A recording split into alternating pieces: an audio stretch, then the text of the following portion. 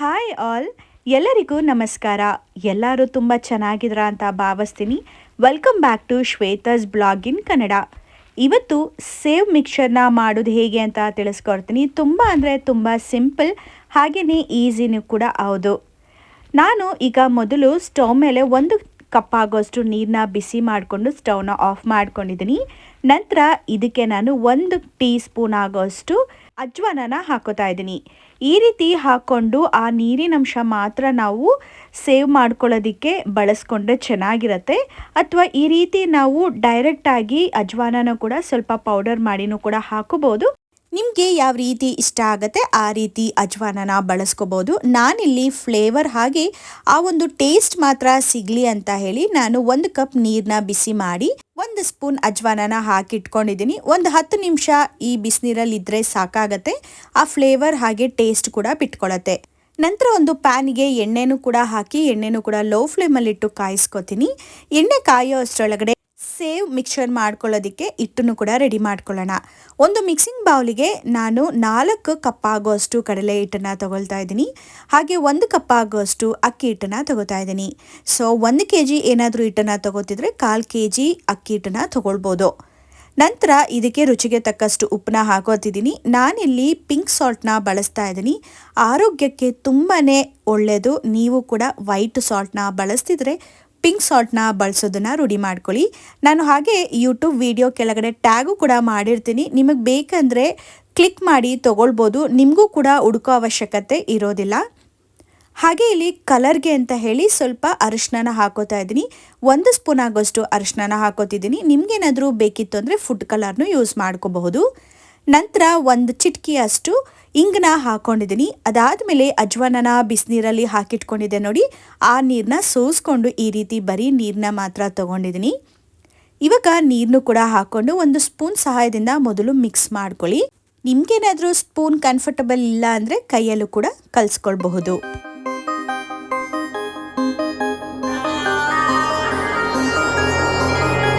ಹಾಕಿರುವಂಥ ಪದಾರ್ಥ ಎಲ್ಲ ಈವನ್ ಆಗಿ ಎಲ್ಲ ಕಡೆ ಹರಡ್ಕೊಳ್ಳೋ ಥರ ಮಿಕ್ಸ್ ಆಗೋ ಥರ ನಾವಿಲ್ಲಿ ಮಿಕ್ಸ್ ಮಾಡ್ಕೊಳ್ಬೇಕು. ನಂತರ ಇಲ್ಲಿ ನಾವು ಆಲ್ರೆಡಿ ಎಣ್ಣೆನ ಕಾಯಕ್ಕಿಟ್ಟಿದ್ವಿ ನೋಡಿ, ಅದೇ ಎಣ್ಣೆನೆ 1 ಸ್ಪೂನಷ್ಟು ತೊಗೊಂಡು ಈ ರೀತಿಯಾಗಿ ಮಿಕ್ಸಿಂಗ್ ಬೌಲ್ಗೆ ಹಾಕ್ಕೊಳ್ಬೇಕು. ನಂತರ ನಾನಿವಾಗ ನೀಟಾಗಿ ಮಿಕ್ಸ್ ಮಾಡ್ಕೊತಾ ಇದ್ದೀನಿ. ಈ ರೀತಿ ನಾವು 1 ಸ್ಪೂನ್ ಬಿಸಿ ಎಣ್ಣೆನ ಹಾಕೋದ್ರಿಂದ ಸಾಫ್ಟಾಗಿ ಹಾಗೆಯೇ ಕ್ರಿಸ್ಪಿಯಾಗೂ ಕೂಡ ಮಿಕ್ಸ್ಚರ್ ಬರುತ್ತೆ ಅನ್ನೋ ಒಂದು ಉದ್ದೇಶಕ್ಕೆ. ಈಗ ಇಲ್ಲಿ ನಾನು ಚೆನ್ನಾಗಿ ಮಿಕ್ಸ್ ಮಾಡಿದ ನಂತರ ಕೈಯಲ್ಲಿ ನಾನು ಅದನ್ನು ಗಟ್ಟಿಯಾಗಿ ಅಥವಾ ಉಂಡೆ ಕಟ್ಟಿದ್ರೆ ಅದು ಉಂಡೆ ಕಟ್ಕೊಳ್ಳೋ ರೀತಿಯಲ್ಲಿರಬೇಕು. ಹಾಗೆ ಸ್ವಲ್ಪ ಟಚ್ ಮಾಡಿದ್ರೂ ಕೂಡ ಒಡೆಯೋ ರೀತಿಯಲ್ಲಿರಬೇಕು. ಈ ರೀತಿಯವರೆಗೂ ನಾವು ಚೆನ್ನಾಗಿ ಮಿಕ್ಸ್ ಮಾಡ್ಕೋಬೇಕು. ಎಲ್ಲೂ ಗಂಟು ಇಲ್ಲದ ಹಾಗೆ ನೋಡಿಕೊಂಡು ಮಿಕ್ಸ್ ಮಾಡ್ಕೋಬೇಕು. ನೋಡಿ, ಈ ರೀತಿಯಾಗಿ ಗಂಟು ಕಟ್ಟಿ ಹಾಗೆ ಪುಡಿ ಆಗೋ ರೀತಿಯಲ್ಲಿ ನಾವು ಮಿಕ್ಸ್ ಮಾಡಿಕೊಂಡ್ರೆ ಇದಕ್ಕೆ ಕರೆಕ್ಟಾಗಿ ನಾವು ಎಣ್ಣೆನ ಹಾಕಿದ್ದೀವಿ ಅನ್ನೋದು ಅರ್ಥ. ಈಗ ನಾವು ಸ್ವಲ್ಪನೇ ನೀರನ್ನ ಹಾಕ್ಕೊಂಡು ಚೆನ್ನಾಗಿ ಕಲಿಸ್ಕೋಬೇಕಾಗತ್ತೆ. ಚಪಾತಿ ಹಿಟ್ಟಷ್ಟು ಗಟ್ಟಿನೂ ಬೇಡ, ಹಾಗೆಯೇ ಸ್ವಲ್ಪ ಇಡ್ಲಿ ಹಿಟ್ಟಷ್ಟು ತೆಳುವು ಬೇಡ. ಅದಕ್ಕೂ ಮಧ್ಯದಲ್ಲಿರೋ ಥರ ಕನ್ಸಿಸ್ಟೆನ್ಸಿ ನೋಡಿಕೊಂಡು ನಾವು ಈ ಹಿಟ್ಟನ್ನ ಕಲಿಸ್ಕೋಬೇಕಾಗತ್ತೆ. ಹೇಗೆ ಅಂದರೆ ಈ ಹಿಟ್ಟನ್ನ ಕಲಿಸ್ಕೋಬೇಕಾದ್ರೆ ಕೈಗೆ ಅಂಟೋ ರೀತಿಯಾಗಿ ಇರಬೇಕು, ಅಂದರೆ ಅಷ್ಟು ತೆಳುವಾಗಿ ಇರಬೇಕು. ಹಾಗೆಯೇ ತುಂಬ ಗಟ್ಟಿಯಾಗಿ ಉಂಡೆನ ಕಟ್ಟಬಾರ್ದು. ಈ ರೀತಿ ನಾವು ನೋಡಿಕೊಂಡು ಕನ್ಸಿಸ್ಟೆನ್ಸಿನ ನಾವು ಮಾಡ್ಕೊಳ್ಳೋದ್ರಿಂದ ಹಿಟ್ಟು ತುಂಬ ಸಾಫ್ಟಾಗಿರಬೇಕು. ಆ ರೀತಿಯಾಗಿದ್ದರೆ ಈವನ್ ಮಿಕ್ಸ್ಚರು ಕೂಡ ತುಂಬ ನೀಟಾಗಿ ಸಾಫ್ಟಾಗಿ ಬರುತ್ತೆ. ಆ ಕಾರಣಕ್ಕೆ ನಾವು ನೋಡಿಕೊಂಡು ಹಿಟ್ಟನ್ನ ಕಲಿಸ್ಕೋಬೇಕಾಗತ್ತೆ. ಸ್ವಲ್ಪ ತೆಳುವಾದರೂ ತೊಂದರೆ ಇಲ್ಲ, ಆದರೆ ತುಂಬ ಗಟ್ಟಿಯಾಗಿ ಇರಬಾರ್ದು.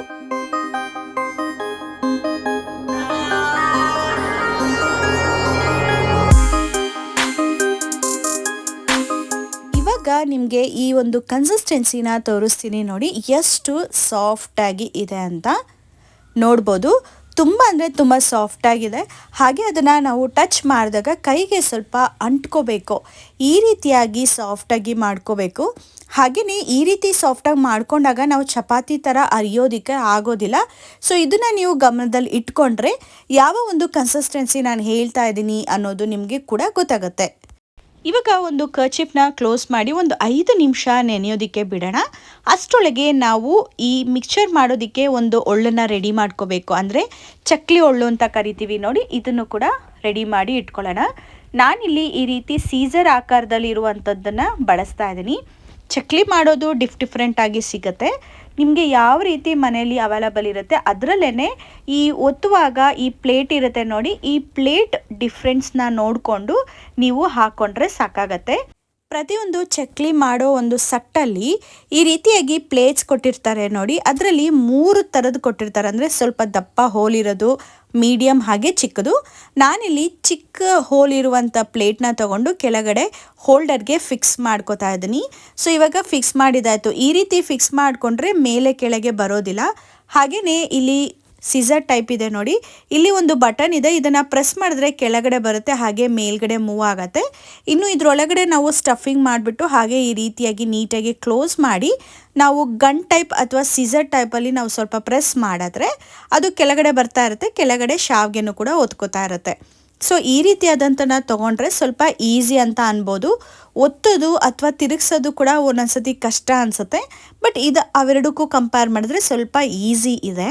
ಇವಾಗ ಹಿಟ್ಟನ್ನ ಫಿಲ್ ಮಾಡ್ಕೊಳ್ಳೋದಕ್ಕೆ ನನಗೆ ಯಾವ ಆಕಾರದಲ್ಲಿ ಬೇಕು ನೋಡಿ ಆ ರೀತಿಯಾಗಿ ನಾನು ಉಂಡೆನ ರೆಡಿ ಮಾಡ್ಕೋತಾ ಇದ್ದೀನಿ. ಸೊ ಆ ಸೈಜಿಗೆ ತಕ್ಕಂತೆ ನಾವು ಮಾಡಿಕೊಂಡು ಫಿಲ್ ಮಾಡಿಕೊಂಡ್ರೆ ಈಸಿಯಾಗಿ ಫಿಲ್ ಆಗುತ್ತೆ, ಎಲ್ಲೂ ಕೂಡ ಗ್ಯಾಪು ಕೂಡ ಇರೋದಿಲ್ಲ.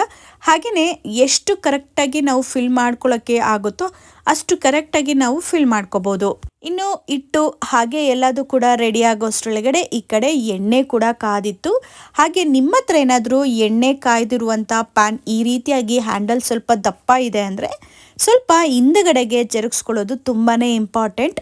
ಕೈಗೆ ತಾಗಿ ಅಕಸ್ಮಾತ್ ಎಣ್ಣೆ ಏನಾದರೂ ಮೇಲೆ ಆರಿದ್ರೆ ಕಷ್ಟ, ಅದಕ್ಕೆ ನೋಡಿಕೊಂಡು ಮಾಡಿ. ಹಾಗೆ ಎಣ್ಣೆ ಕಾದಿದ ನಂತರ ಈ ರೀತಿಯಾಗಿ ಒಳ್ಳಲ್ಲಿ ನೀಟಾಗಿ ನಾವು ಮಿಕ್ಸ್ಚರ್ನ ನಮಗೆ ಯಾವ ಸೈಜಿಗೆ ಅಥವಾ ಎಷ್ಟು ದಪ್ಪ ಬೇಕು ಆ ರೀತಿ ನಾವು ಒತ್ಕೊಳ್ಬೋದು. ಹಾಗೆ ಮೀಡಿಯಂ ಫ್ಲೇಮಲ್ಲೇ ನೀವು ಎಣ್ಣೆನ ಕಾಯಿಸಿರಬೇಕು, ಚೆನ್ನಾಗಿ ಕಾಯಿಸಿರಬೇಕು. ನಂತರ ನಾವು ಒತ್ತಬೇಕಾದ್ರೆ ಮಾತ್ರ ಸ್ವಲ್ಪ ಲೋ ಫ್ಲೇಮಲ್ಲಿ ಇಟ್ಕೊಳ್ಳಿ, ಯಾಕಂದರೆ ಕೈಗೆ ಏನಾದರೂ ಎಣ್ಣೆ ತಾಗತ್ತೆ ಅಂತ ಒಂದು ಕಾರಣಕ್ಕಷ್ಟೇ. ನಂತರ ನೀವು ಮತ್ತೆ ಮೀಡಿಯಂ ಫ್ಲೇಮ್ಗೆ ರೈಸ್ ಮಾಡಿದ್ರೆ ಸಾಕಾಗತ್ತೆ. ಇದಾದಮೇಲೆ ನೀವು ಮೇಲ್ಗಡೆ ಕರ್ಬೇವಿನ ಸೊಪ್ಪನ್ನ ಹಾಕ್ಕೊಳ್ಳಿ, ತುಂಬ ಕ್ರಿಸ್ಪಿಯಾಗಿ ಬರುತ್ತೆ. ಹಾಗೆ ಆ ಫ್ಲೇವರು ಕೂಡ ಆ ಒಂದು ಮಿಕ್ಸ್ಚರ್ಗೆ ಇನ್ಕ್ಲೂಡ್ ಆಗೋದ್ರಿಂದ ತುಂಬ ಟೇಸ್ಟಿಯಾಗೂ ಕೂಡ ಬರುತ್ತೆ. ಒಂದು ಸೈಡ್ ಚೆನ್ನಾಗಿ ಬೆಂದಿದ್ದಾದ ಮೇಲೆ ನಾವು ಮರ್ಚಿ ಹಾಕಬೇಕಾಗತ್ತೆ. ಪದೇ ಪದೇ ಮರ್ಚಾಕಿದ್ರೆ ಅಷ್ಟು ಚೆನ್ನಾಗಿರಲ್ಲ, ಇನ್ನು ಅಲ್ಲೇ ಪುಡಿ ಪುಡಿಯಾಗಿ ಹೋಗ್ಬಿಡುತ್ತೆ. ನೀವು ಒತ್ತಿದ ನಂತರ ನೊರೆ ಎಲ್ಲ ಕಡಿಮೆ ಆಗಬೇಕು ಈ ರೀತಿಯಾಗಿ. ಅದಾದಮೇಲೆ ನೀಟಾಗಿ ಬೆಂದಿದ್ದಾದಮೇಲೆ ನೀವು ಮರ್ಚಿ ಹಾಕಬೇಕಾಗತ್ತೆ. ನಂತರ ಇನ್ನೊಂದು ಕಡೆ ಬೇಯಿಸ್ಕೋಬೇಕು.